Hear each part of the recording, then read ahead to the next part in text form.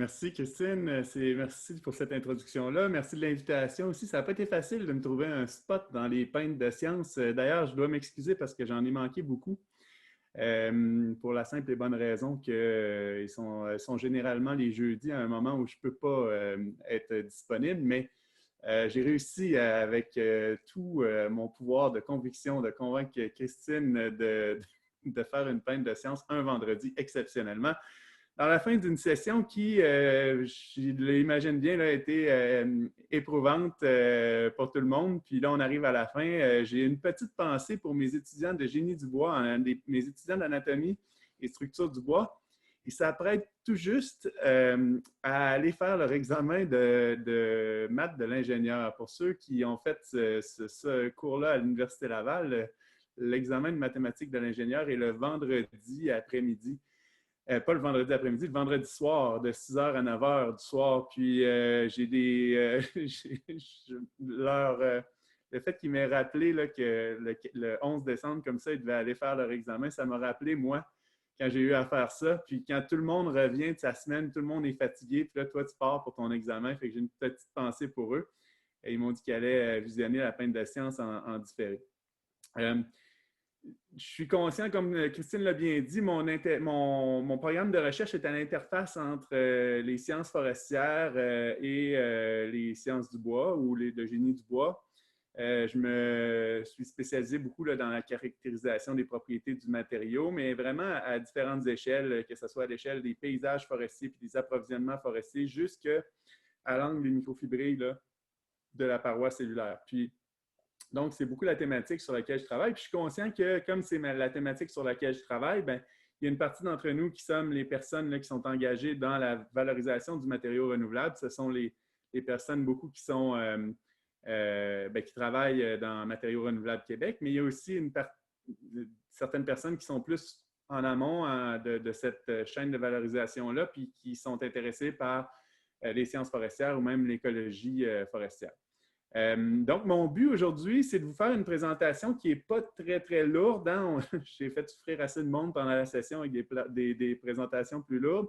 L'idée, c'est de vous présenter une idée très, très simple, puis d'illustrer cette idée-là de manière très, très simple. Puis mon objectif, c'est pour que les gens qui sont plus engagés dans la valorisation du bois, ben, qui s'intéresse quand même au fait que ben, le matériau est un matériau formidable, mais aussi qui vient des forêts, puis qu'il est en fait, puis que cette provenance-là du bois des forêts peut être intéressante, puis doit demeurer connectée avec notre réalité, puis avec notre recherche.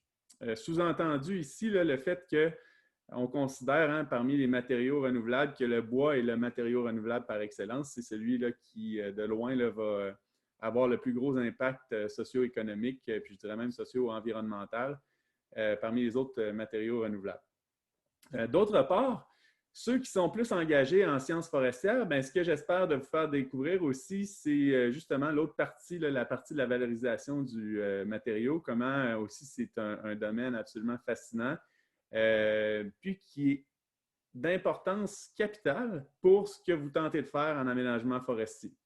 Fait que c'est ça le but de ma présentation. Puis je vais essayer de l'illustrer de manière très, très simple avec quelques exemples. Puis je vais commencer par un exemple vraiment des plus simples.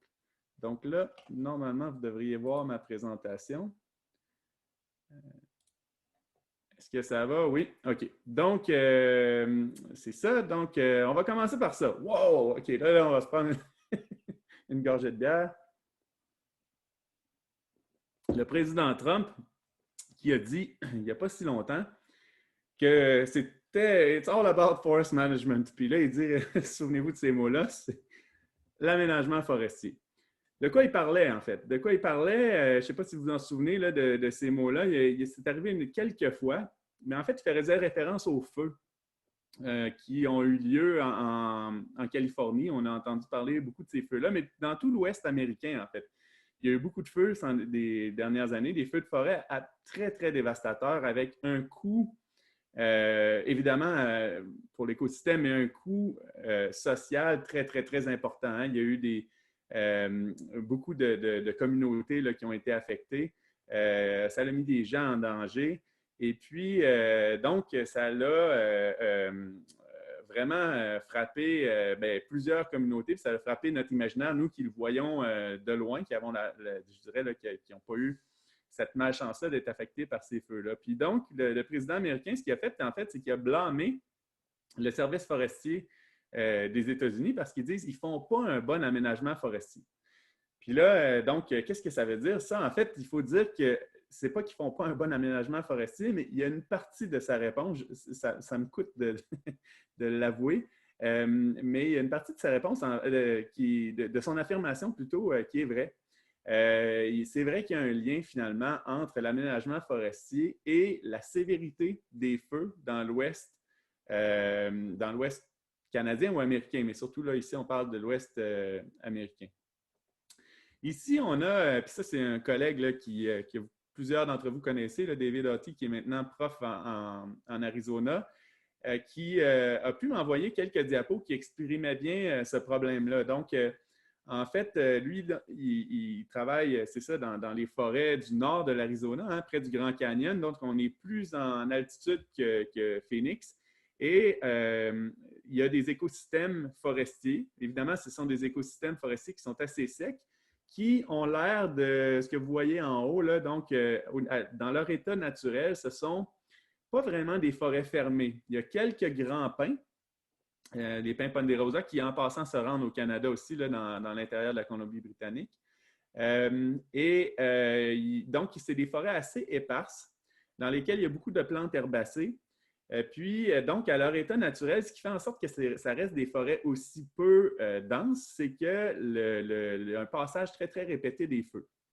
Et donc, ça ressemble à la forêt dans sa structure naturelle. Mais là, ce que vous voyez de haut en bas, c'est l'évolution dans le temps.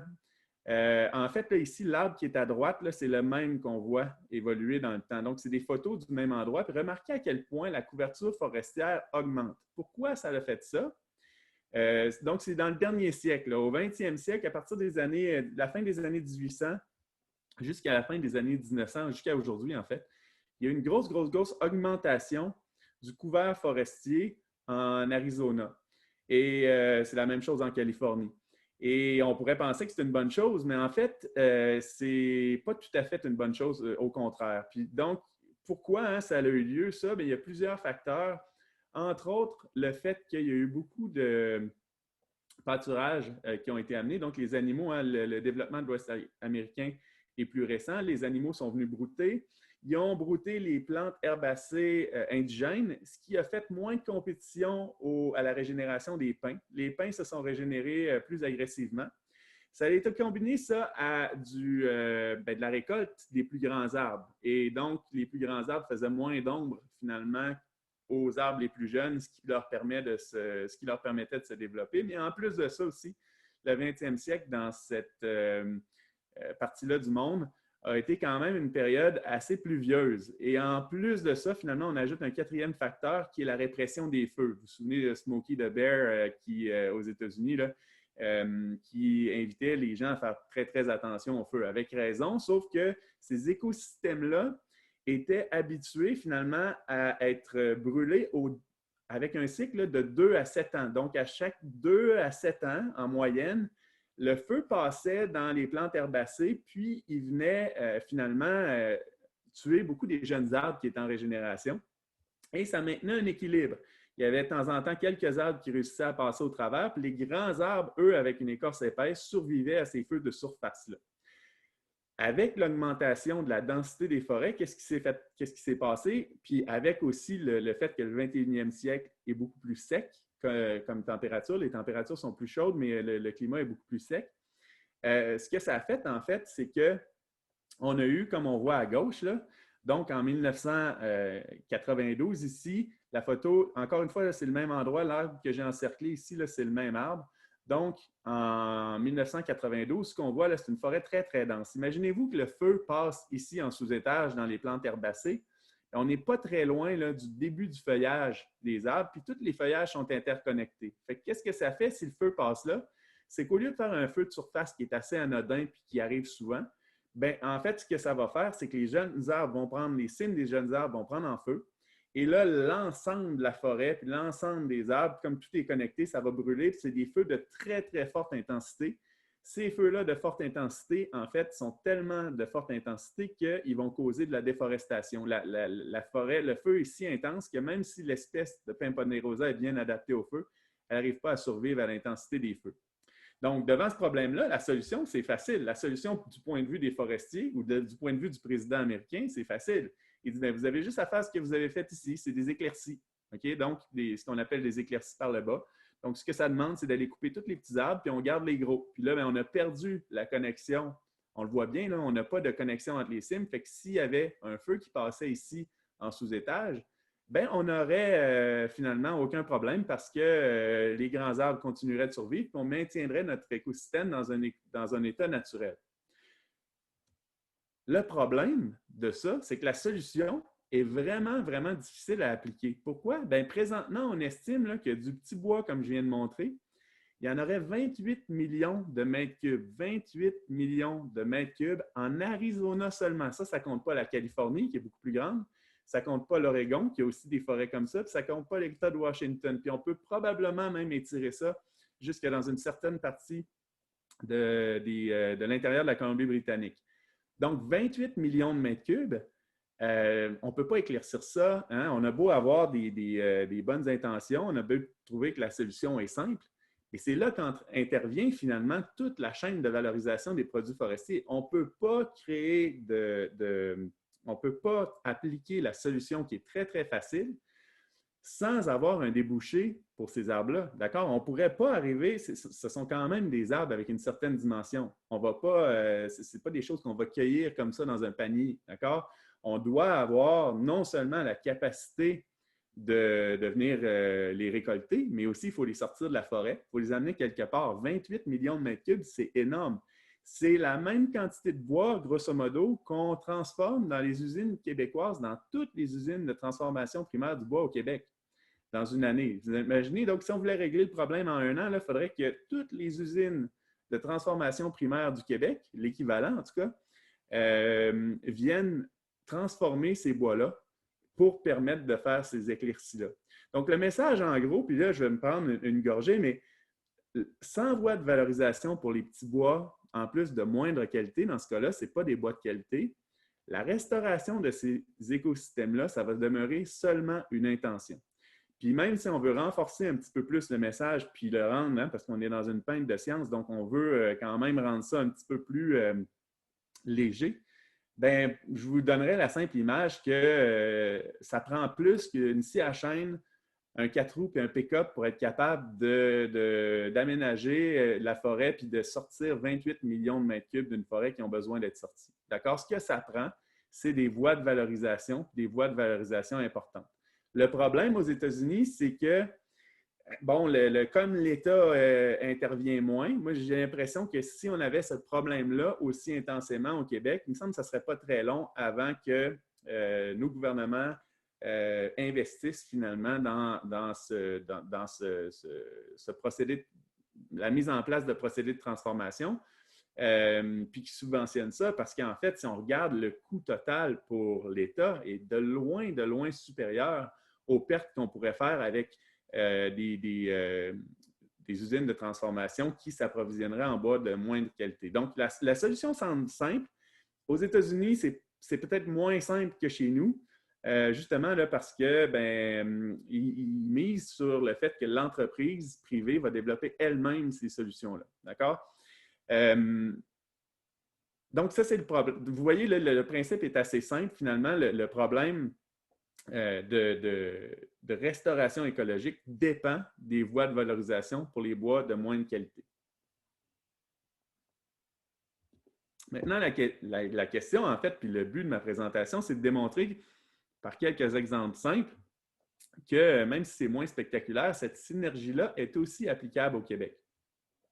Ça ici, c'est un grand tableau, mais c'est juste pour introduire donc la possibilité forestière. Hein. C'est quelque chose qui est évalué par une personne qui a un titre, là, le titre de forestier en chef au Québec. Cette personne-là a une responsabilité de décider quelle est la capacité productive de la forêt. Donc, par des savants calculs, là, ils vont nous dire quelle est la capacité biologique de production de la forêt d'année en année. Puis là, bien, ce qu'on peut voir, je veux juste faire remarquer quelques petites choses, là. Donc, entre 2000 et la période actuelle, là, de 2000 à 2023, il y a eu une diminution de la possibilité forestière. Donc, toute essence, là, on est passé dans les forêts publiques du Québec, qui représentent quand même là, presque 90% du territoire forestier. On a eu une diminution d'environ 40 millions de mètres cubes par année à 34 millions de mètres cubes par année. Attention, ça, ce n'est pas qu'est-ce qu'on transforme, c'est qu'est-ce qu'on pense qui est la capacité productive de la forêt. Puis là, remarquez les érables ici. Donc, la diminution est assez forte hein, dans les érables. Des espèces qu'on pourrait dire nobles, là, comme les pins blancs et pins rouges aussi, grosse diminution de la possibilité forestière dans le temps, surtout là, entre 2008 et, en fait, au virage de 2008. Pourquoi? C'est parce qu'il y a eu un changement dans la façon de calculer la possibilité forestière. Et le groupe ici, là, qui est le bois de construction, donc sapin, épinette, pin gris, mélèze, ce groupe-là, surtout donc sapin, épinette, pin gris dans ce cas-là, il y a eu une bonne diminution aussi. Et donc, c'est ça, c'est notre capacité de production qui a diminué. Et ce qui est paradoxal, c'est que même si on a eu une diminution de la possibilité forestière, en fait, la récolte de bois au Québec demeure bien inférieure à la possibilité forestière. Donc ici, ce qu'on a, c'est les travaux de Claude Durocher là, qui nous a quittés pour la FAO, a préféré la FAO à nous. Donc, dans ses travaux de maîtrise, elle, ce qu'elle a montré, c'est qu'elle a regardé finalement la différence entre ce qui était récolté par les industries du bois et la possibilité forestière. Donc, ce qu'on peut voir, là, c'est que pour ici, SPFL, c'est pour le groupe SEPM, donc sapin, épinette, pin gris, mélèze. On a les peupliers, les bouleaux, puis l'érable. Les érables rouges puis l'érable à sucre sont ensemble. Donc, ce qu'on peut voir ici, c'est que plus les couleurs des zones forestières du Québec, là, ce qu'on appelle les UAF, les unités d'aménagement forestier, plus elles sont foncées ou en tirent vers le mauve, finalement, plus la récolte est près de la possibilité forestière. Donc, ce qu'on voit là, c'est que dans le lac Saint-Jean, par exemple, puis au nord du lac Saint-Jean, bien, la possibilité forestière puis la récolte sont presque égales. Par contre, ce que vous pouvez voir chez les feuillus, hein, il y a quand même des volumes importants de feuillus un peu partout au Québec. Et là, vous voyez là, que, mis à part quelques exceptions, on voit que les couleurs sont beaucoup plus, là, ils tendent beaucoup plus vers des proportions faibles. Donc, nos arbres feuillus, on a plus de difficultés finalement à les récolter. Donc, pourquoi ça, ça survient? Est-ce que c'est parce qu'il y a eu une baisse importante de la demande, par exemple? Est-ce que c'est pour des raisons économiques? Ici, ça, c'est une évaluation, donc c'est une évolution mesurée. Hein, donc, avant 2014, c'était mesuré, puis par la suite projeté de la demande mondiale en sciage. Donc, cette demande-là, donc c'est un livre là, qui avait été fait sur une réflexion finalement sur l'évolution de la demande en bois à l'échelle mondiale. Puis on voit là, que la demande en sciage, elle, s'est quand même maintenue, même si on voit là, une chute en 2008 à cause de la crise économique. Il y a une reprise rapide et on prévoit que cette demande-là va continuer d'augmenter. Si on regarde la production, la demande mondiale en panneaux de bois, elle est en forte augmentation depuis longtemps, puis on prévoit que ça va continuer d'augmenter. Donc, pour être capable de valoriser ce matériau-là, on voit qu'il y a un besoin au niveau de l'utilisation de produits du bois. Puis ce besoin-là, il n'est pas en diminuant. Puis pourtant, même si le besoin, lui, augmente, on est quand même assez loin de récolter l'ensemble de la capacité productive de la forêt. On pourrait dire que c'est une bonne chose parce qu'on laisse un peu d'air à la forêt, on lui laisse finalement, on lui laisse suffisamment c'est ça, on s'assure de ne pas trop récolter et donc d'augmenter nos capitales forestiers sur pied. Donc, on pourrait avoir la bonne nouvelle de ce côté-là. La mauvaise, donc pourquoi je vois qu'il y a un problème là? Le problème, c'est le même problème que les Smarties rouges. OK? Pensez là, à la forêt comme un sac, oui, pas un sac, mais une boîte de Smarties. Quel type de peuplement forestier vous pensez qui sont les plus faciles à récolter? Tu sais, quand on voit que ça varie, là, il va nécessairement y avoir un biais, à cause de la pression économique, il va nécessairement y avoir un biais vers les peuplements forestiers qui ont les caractéristiques les plus désirables pour, d'un point de vue de la transformation. D'accord?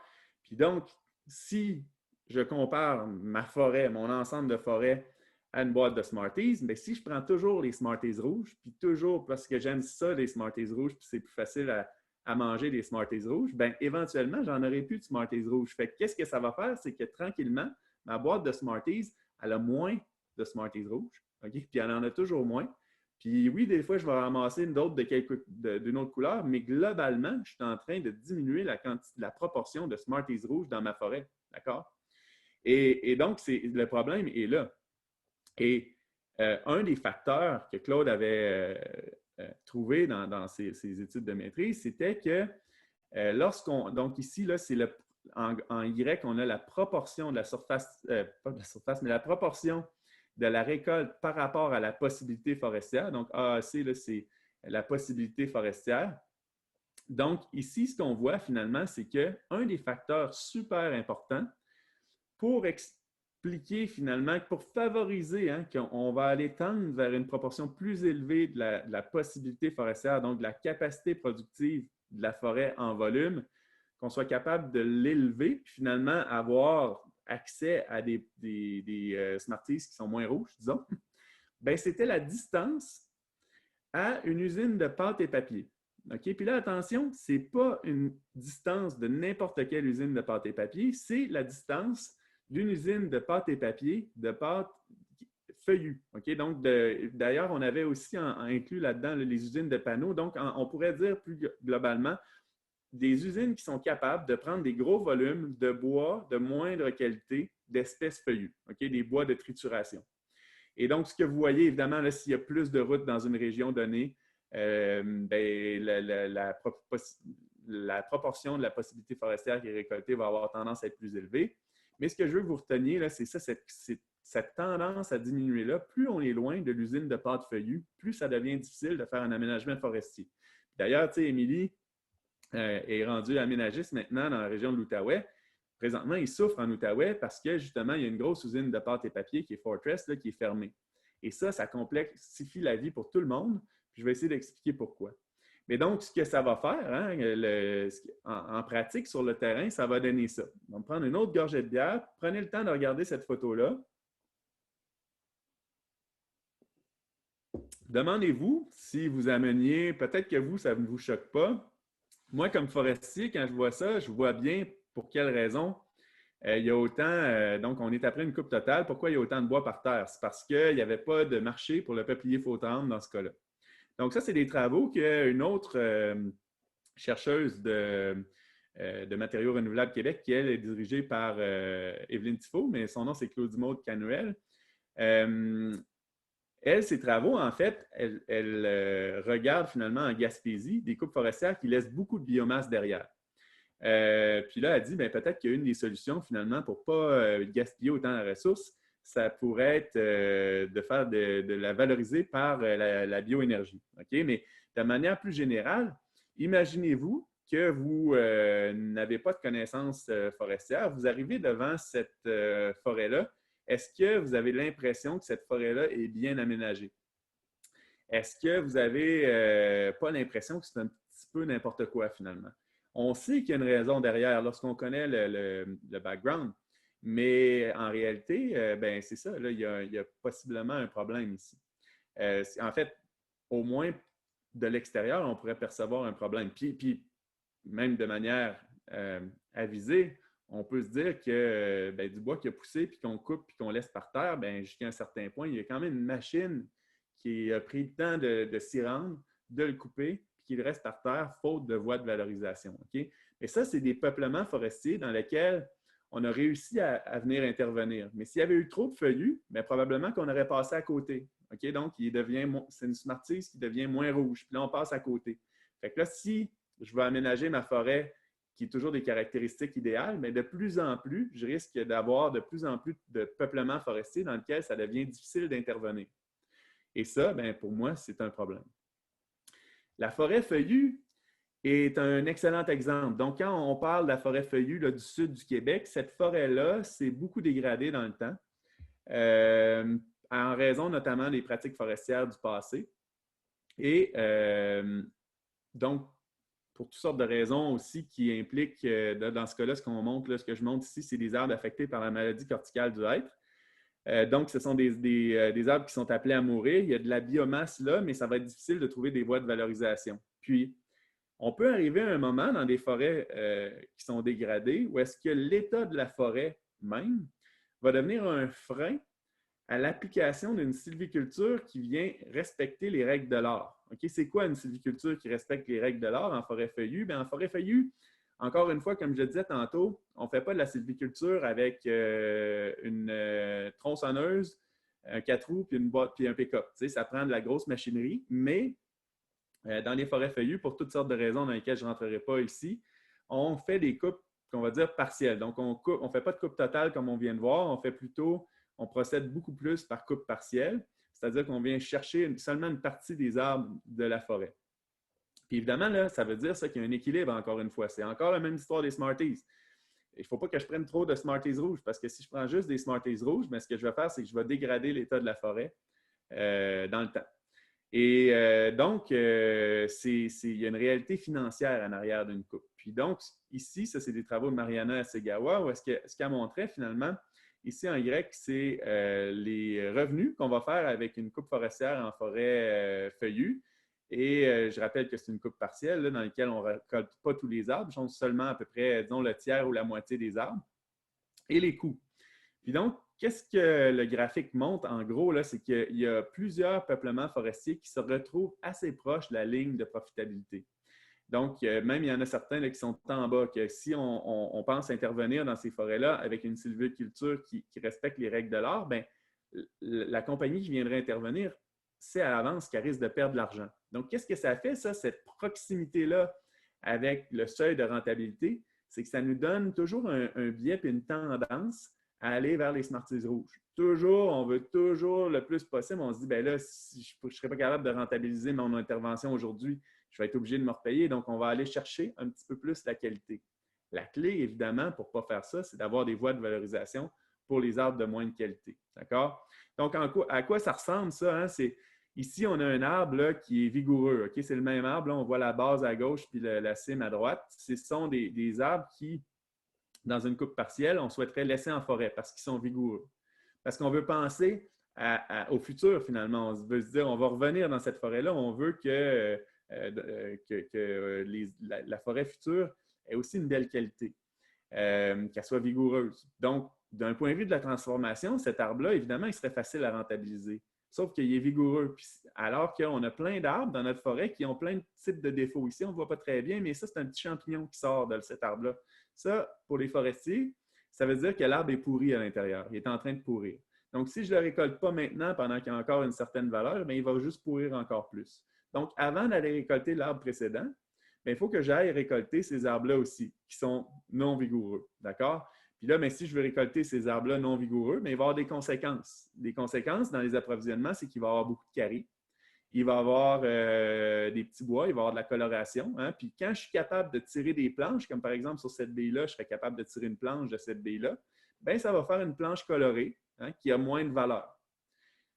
Mais c'est important que je sois capable de le faire parce que si je laisse toujours le petit bois pourri en forêt, bien, au bout de quelques cycles de récolte, bien, il va me rester juste ça. Puis là, bien, je ne serai plus capable de justifier financièrement mon retour en forêt. Puis si je ne suis pas capable de justifier mon retour en forêt, comment je vais restaurer ma forêt? Donc, la même histoire de restauration qu'on avait en Arizona, c'est un peu la même chose. Si je n'ai pas de revenus suffisants puis de voies de valorisation suffisantes, ma forêt se dégrade. D'accord? Donc, si je continue dans l'histoire, juste pour vous montrer que Mariana, ce qu'elle avait démontré, c'est que les profits, finalement, là, ce qui était le facteur le plus important qui affectait le plus les profits, donc l'élément là, pour lequel il y avait la plus grande sensibilité, c'était la valeur des coproduits du sillage. Donc ici, là, on voit là, que c'est la courbe, bien, pas la courbe, mais la droite qui a la plus forte pente, la valeur des coproduits du sillage. Donc là, nous autres, dans notre programme de recherche, bien, qu'est-ce qu'on fait? C'est qu'on on a des moyens au CRMR puis dans MRQ, bien, on a des moyens d'essayer de dire, OK, on peut-tu développer des nouvelles voies de valorisation pour les coproduits? Et donc, parmi ces voies de valorisation-là, bien, on a travaillé avec Tatiana Stevanovic dans plusieurs projets. Il y en a d'autres aussi là, qu'elle réalise là-dessus. L'idée, c'est de dire, bien, on pourrait utiliser des substances extractibles des arbres.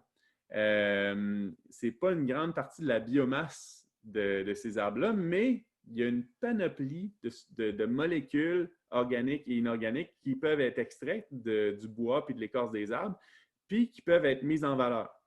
D'ailleurs, on a eu un premier espace d'innovation là-dessus. D'ailleurs, je salue notre premier espace d'innovation qui a mis la table pour les autres et qui ont fait un travail extraordinaire. Donc, dans ces travaux-là, hein, ce qu'on a fait, c'est qu'on a caractérisé, puis on a trouvé certaines molécules. Par exemple, la bétuline est une molécule qui avait certainement, là, pour laquelle il y a une très grande valeur. Elle peut être utilisée dans différents produits. Si je me souviens bien, c'est des produits cosmétiques surtout. Mais, en fait, le problème de ces applications-là, c'est que rapidement, si on les extrait des arbres, ces molécules-là, bien, on va saturer le marché. Puis donc, la demande en biomasse devient limitée. Donc, si je m'intéresse à valoriser la bétuline, c'est bien. Mais si je m'intéresse à la problématique forestière et aux services écosystémiques que rendent la forêt, bien là, c'est peut-être moins bon. C'est là que la bioénergie peut être une autre voie de valorisation qui, elle, demande beaucoup de biomasse. Puis on a fait d'autres travaux, donc avec Alain Cloutier là-dessus. Evelyne Tifo fait beaucoup de travaux là-dessus aussi, où là, l'idée, c'est de dire, OK, Evelyne appelle ça des bois mal aimés. Elle dit, OK, on a des bois qui sont non vigoureux, ça peut être des coproduits aussi.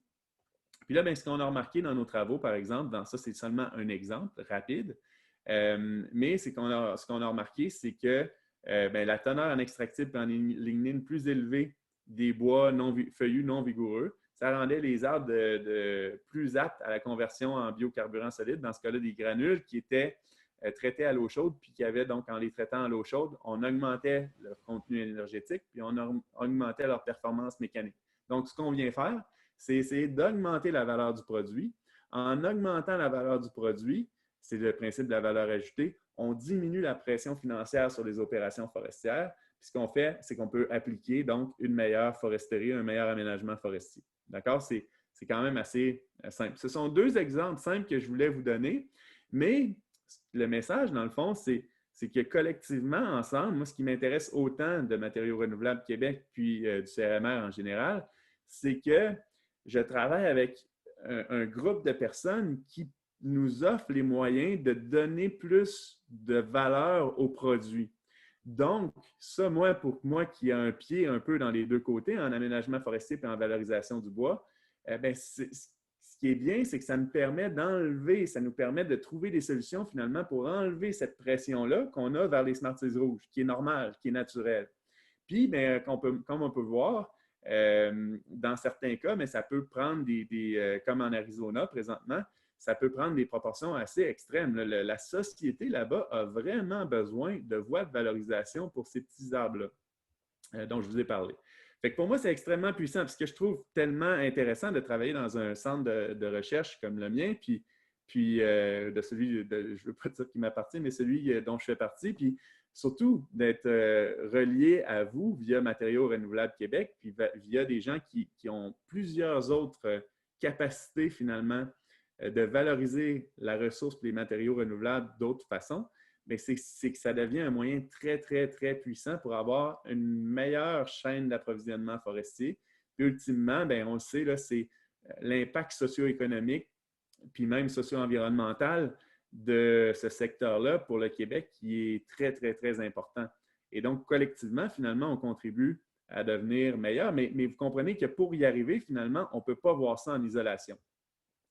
De manière isolée. Donc, en résumé, hein, pour terminer, j'ai déjà pris beaucoup de temps, mais ce que je veux dire, c'est que pour les gens qui sont en génie du bois qui nous écoutent, le message, là, c'est que le mot renouvelable dans le matériau, ce n'est pas une propriété intrinsèque du matériau. Ce n'est pas parce que c'est du bois que c'est nécessairement une ressource renouvelable. Les pratiques forestières Donc, ou je devrais le mettre à l'inverse. Le matériau bois est un matériau renouvelable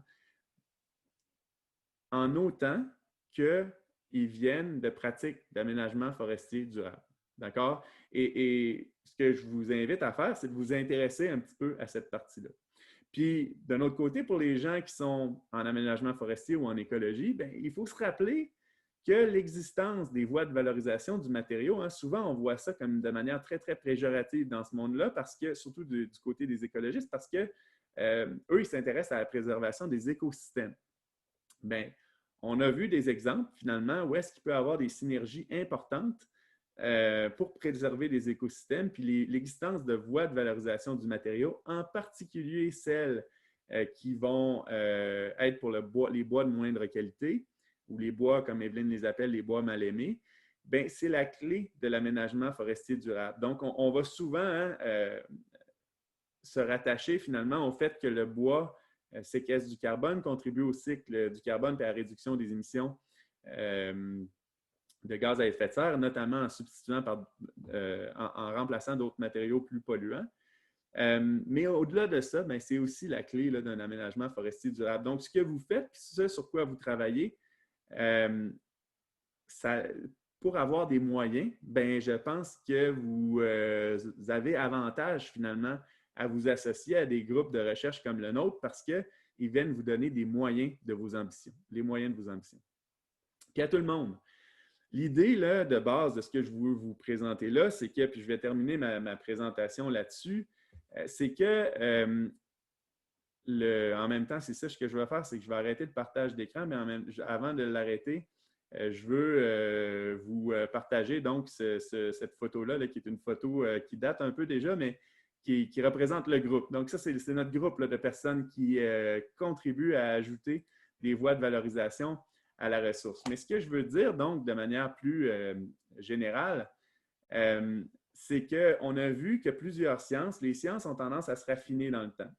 Là, j'ai la doyenne de la faculté qui est parmi nous. La faculté de foresterie, géographie, géomatique, au départ, le programme d'aménagement forestier, en fait, tous les programmes qu'on a étaient presque tous réunis en un seul programme. L'arpentage, puis l'aménagement forestier, puis la transformation du bois, c'était tout dans un seul programme jusqu'en 1968. Donc, 1968 a été la dernière année où est-ce que l'arpentage, finalement, puis l'aménagement forestier se sont séparés. Puis là, on a vu naître des programmes d'opération forestière, des programmes de sciences du bois qui sont maintenant devenus un programme de génie du bois. Puis on voit donc que c'est normal, avec le temps, les disciplines ont tendance à se raffiner, puis ont tendance à se séparer comme ça. Ils deviennent donc de plus en plus séparés. Puis alors que je trouve que c'est complètement normal, hein, l'arpentage et puis toute la géomatique, malgré qu'on peut se rejoindre à certains égards, on peut comprendre que c'est séparé de l'aménagement forestier, puis de la foresterie, puis de la science du bois, puis des opérations forestières. Par contre, ça n'aurait aucun sens que l'aménagement forestier devienne complètement séparé du génie du bois. Puis de la même façon, le génie du bois, ça n'a aucun sens qu'il devienne complètement séparé de l'aménagement forestier. Puis malheureusement, dans les programmes de premier cycle, bien, il y a très, très peu de troncs communs maintenant. Par chance, au niveau des études graduées, là, on a encore réussi à maintenir un lien. Puis je pense que c'est un lien qu'il faut continuer de valoriser, qu'il faut continuer de totalement assumer. Puis en tout cas, moi, que je vais continuer tout le temps de promouvoir. Fait que je vous remercie de votre attention, puis on peut passer, là, si vous en avez quelques questions. On peut discuter si vous le souhaitez.